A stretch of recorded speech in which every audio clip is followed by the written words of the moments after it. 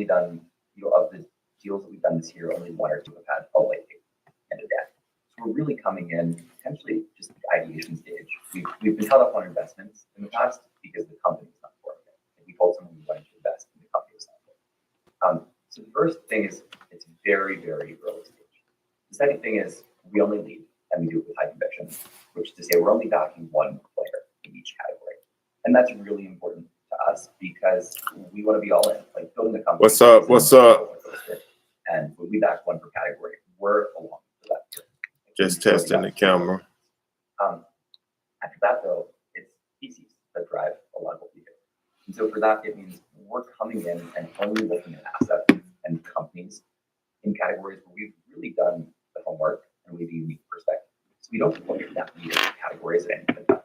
What it does, though, is it means like when we're talking to a founder, we're a thought partner. And that's what founders really want.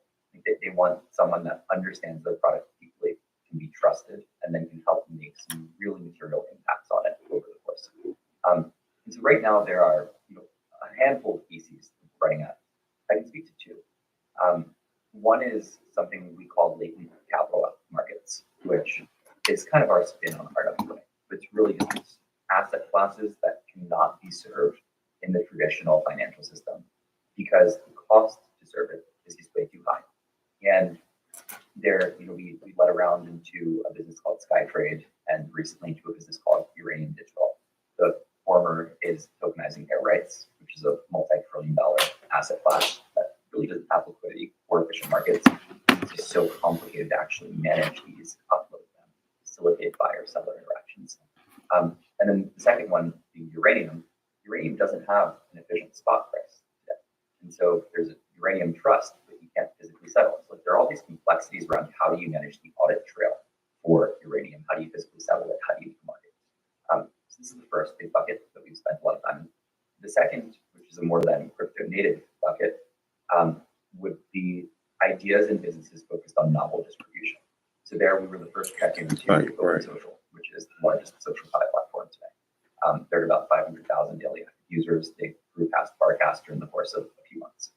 And there, the insight for us was really about distribution. It's about a business model that we spent a lot of time thinking about.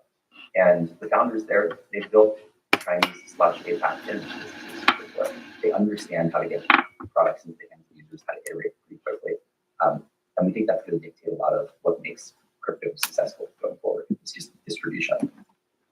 Now, you're writing checks before a white paper at the ideation phase. It sounds to me like you really are writing these checks based on the founder and their ability to bring this idea to life in collaboration with your team. Is that a correct assumption to make?